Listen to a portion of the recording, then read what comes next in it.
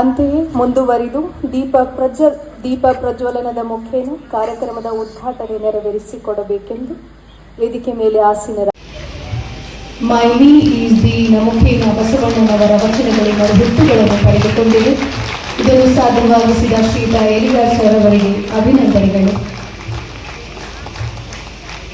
ಉದ್ಘಾಟನೆ ಕೃತಿ ಲೋಕಾರ್ಪಣೆ ನೆರವೇರಿಸಿದ ಎಲ್ಲ ಗಣ್ಯಮಾನ್ಯರಿಗೆ ಧನ್ಯವಾದಗಳನ್ನು ಕೋರ್ತೇವೆ.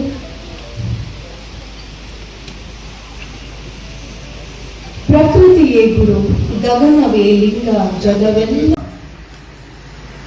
ಅತ್ಯಂತ ಭಕ್ತಿಯಿಂದ ಶ್ರದ್ಧೆಯಿಂದ ಸ್ಮರಣೆ ಮಾಡಿ ವಚನ ಪಿತಾಮಹ ಡಾಕ್ಟರ್ ಫಗು ಹಲ್ಕಟ್ಟಿ ಅವರನ್ನ ಅವರ ಪುಣ್ಯತಿಥಿಯಿಂದ ಅವ್ರನ್ನ ಅತ್ಯಂತ ಗೌರವದಿಂದ ಅಭಿಮಾನದಿಂದ ಭಕ್ತಿಯಿಂದ ಶ್ರದ್ಧೆಯಿಂದ ಅವರ ಪುಣ್ಯತಿಥಿಯಿಂದ ಅವರಿಗೆ ನಮನಗಳನ್ನು ಸಲ್ಲಿಸಿ ಇವತ್ತು ಸಹೋದರಾದಂಥ ಶ್ರೀ ಬಸವರಾಜ ಎಲಿಗಾರವರು DSP ಪೊಲೀಸ್ ಇಲಾಖೆಯಲ್ಲಿ ಓರ್ವ ಅಧಿಕಾರಿಗಳು ಅವರು ಇಂದು ಅಣ್ಣ ಬಸವಣ್ಣನವರ ವಚನಗಳು ಏನು ಆಡು ಭಾಷೆ ಕನ್ನಡದಲ್ಲಿ ಅಂದು ಜನಸಾಮಾನ್ಯರಿಗೆ ತಲುಪಬೇಕು ಅಂತ ತಿಳ್ಕೊಂಡು ಬಸವಣ್ಣವರು ಬಸವಾದಿ ಶರಣರು ವಿಶ್ವದ ಪ್ರಪ್ರಥಮ parliament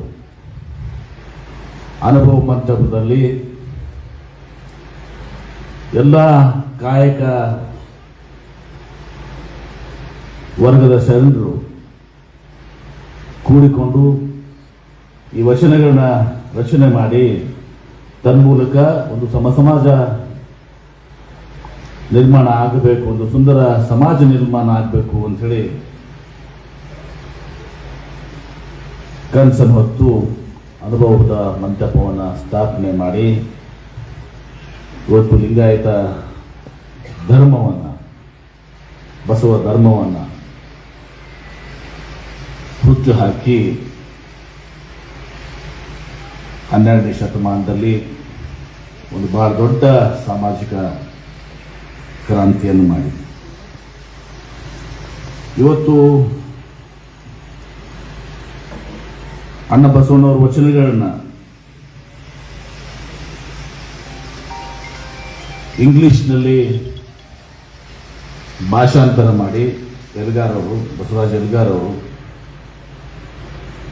my me is the, ನನ್ನೊಳಗಿನ ನಾನು ನೀನೇ ಅಂತ ಈ ಪುಸ್ತಕವನ್ನು ವಚನಗಳನ್ನು ಅವರು ಇಂಗ್ಲಿಷ್ನಲ್ಲಿ ಅನುವಾದ ಮಾಡಿ ಟ್ರಾನ್ಸ್ಲೇಟ್ ಮಾಡಿ ಇವತ್ತು ನಮ್ಮ ವಿಶ್ವಕ್ಕೆ ಅದನ್ನು ಬಿಡುಗಡೆಗೊಳಿಸಿದೆ. ಬಹುಶಃ ನಾನು ಬೆಂಗಳೂರಿನಲ್ಲಿ ಕಾರ್ಯಕ್ರಮದಲ್ಲಿ ನಾವು ಇರಬೇಕಾಗಿತ್ತು. ಇಲ್ಲಿನೂ ಕೂಡ ನನ್ನ ಸಲುವಾಗಿ ಬಹಳಷ್ಟು ಅನಾನುಕೂಲ ಆಗಿದೆ. ಮಧ್ಯೆ ನಾನು ಕೈಗಾರಿಕಾ ಸಚಿವನಾಗಿ ನಮ್ಮ ಕೆಲಸ ವಿದೇಶಿ ಬಂಡವಾಳ ತರಲಿಕ್ಕೆ ನಾವು ಸುತ್ತಾಡಬೇಕಾಗ್ತದೆ. ಹಾಗಾಗಿ ನಾನು ಸ್ವೀಡನ್ ಮತ್ತು ಡೆನ್ಮಾರ್ಕ್ ಹೋಗಿದ್ದರಿಂದ ನನ್ನ ಸಲುವಾಗಿ ಸ್ವಲ್ಪ ಅವರಿಗೆ ಅನಾನುಕೂಲ ಕೂಡ ಆಗಿದೆ. ಇವತ್ತು ಐತಿಹಾಸಿಕ ವಿಜಯಪುರ ಜಿಲ್ಲೆಯಲ್ಲಿ ಬಸವ ಜನ್ಮಭೂಮಿಯಲ್ಲಿ ಇವತ್ತು ಈ ಒಂದು ಪುಸ್ತಕವನ್ನು ಪೂಜ್ಯ ಬೆಳದಾರ್ ಶರಣರ ಒಂದು ದಿವ್ಯ ಸಾನ್ನಿಧ್ಯದಲ್ಲಿ ನಾವೆಲ್ಲರೂ ಕೂಡಿ ಇವತ್ತು ಬಿಡುಗಡೆ ಮಾಡಿದ್ದೀವಿ ಅಂತೇಳಿ ಬಹಳ ಹೆಮ್ಮೆಯಿಂದ ಸಂತೋಷದಿಂದ ಹೇಳಲಿಕ್ಕೆ ಬಯಸ್ತೇನೆ. ಈ ಕಾರ್ಯಕ್ರಮದ ದಿವ್ಯ ಸಾನ್ನಿಧ್ಯ ವಹಿಸಿಕೊಂಡಂಥ ಬೆಳದಾರ್ ಶರಣರು, ಬಹುಶಃ ಬೆಳದಾರ್ ಶರಣರು ಒಂದು ಶ್ರೇಷ್ಠವಾದಂಥ ಒಂದು ಗ್ರಂಥವನ್ನು ತಂದಿದ್ದಾರೆ, ನನಗೆ ಕೊಟ್ಟಿದ್ದಾರೆ. ಅದು ನಾನು ಸತ್ಯ ಹೇಳಿದೆ, ನೋಡಿದ್ರಿಲ್ಲ ನನ್ನ ಅಂತ ಅಪ್ಪ ನಾನು ನೋಡಿದ್ರಿ ಅಂತ, ಯಾಕಂದ್ರೆ ನಾನು ಸುತ್ತಾಡ್ಕೊಂಡು ಹೋಗಿದ್ರು. ಯಾಕೆ ನಾವೊಂಥರ ಕೋಆರ್ಡಿನೇಟರ್ ಇದ್ದಂಗೆ ಶಾಪುರವರ. ನಾವು ಮಾಡ್ಲಿಕ್ಕಿದ್ರು ಕೂಡ ಮಾಡೋರಿಗೆ ನಾವು ಸ್ಫೂರ್ತಿ ನೀಡಬೇಕು, ಬೆನ್ನೆಲುಬಾಗಿ ಅಂತೇಳಿ ನಾನು ಅವಾಗಲೂ ಆವತ್ತು ಅವರು ಬೆಳಗಾವಿ ಶರಣರು ಒಂದು ಶ್ರೇಷ್ಠವಾದಂಥ ಗ್ರಂಥವನ್ನು ಇತ್ತೀಚೆಗೆ ರಚನೆ ಮಾಡಿ ಈ ವಚನಗಳ ಬಗ್ಗೆ,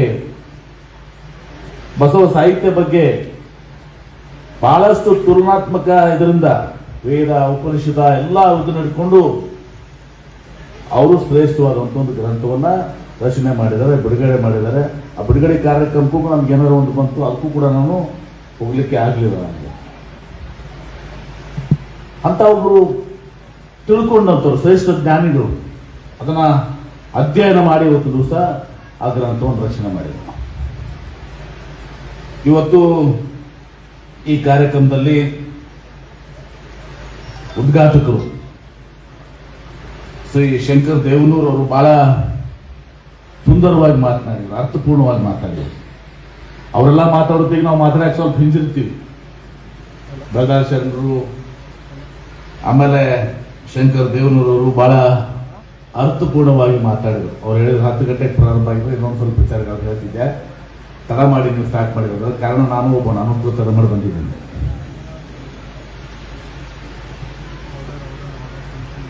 ಅರುಣ್ ಶಾರ್ಪುರ್ ಅವರು ಈ ಯುವ ನಮ್ಮ ಮಕ್ಕಳಿಗೆ, ಮುಂದಿನ ಪೀಳಿಗೆಗೆ ಮೌಲ್ಯಾಧಾರಿತ ಶಿಕ್ಷಣ ಸಿಗಬೇಕು, ನಮ್ಮ ವಚನಗಳನ್ನ ಅವ್ರಿಗೆ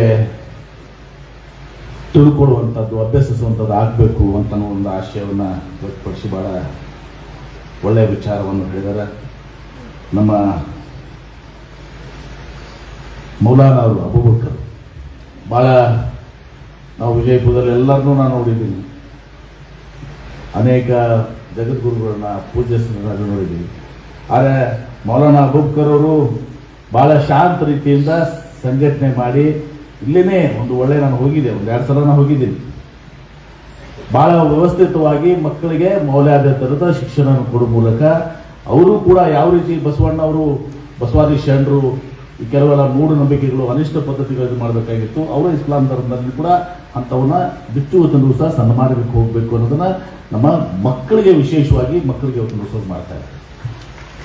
ಅವ್ರು ಹೇಳಿದ್ರು, ಈಗ ಒಂದು ಜೂನಿಯರ್ ಕಾಲೇಜ್ನೂ ಕೂಡ ಪ್ರಾರಂಭ ಮಾಡಬೇಕಾದ್ರೆ ಅಬೂಬಕರ್ ಸಾಹೇಬ್ ನಿಶ್ಚಿತವಾಗಿಯೂ ಕೂಡ ಜಾಗ ನಾವು ನಿಮಗೆ ಕೊಡ್ತೀವಿ, ಅದ್ರ ಬಗ್ಗೆ 2 ಮಾತಿನ ತಾವು ತಮ್ಮ ಕಾರ್ಯವನ್ನು ಮುಂದುವರಿಸ್ತೀವಿ ಅಂತ ಹೇಳಿದ್ರು. ಸಹೋದರಿ ಆದಂಥ ಶ್ರೀಮತಿ ಹೇಮಲತಾ ಅವರು ಬಹಳ, ಅವರು ಕೂಡ ಸುಂದರವಾಗಿ ಮಾತಾಡಿದ್ರು. ಬಹುಶಃ ಅವರು ಸಮಯದ ಇದನ್ನು ನೋಡಿಕೊಂಡು ಸ್ವಲ್ಪರಲ್ಲೇ ತಮ್ಮ ವಿಚಾರಗಳನ್ನು ಹೇಳಿದರು. ಅಂದರೆ ಯಾವ ರೀತಿ ಬಸವಣ್ಣವರು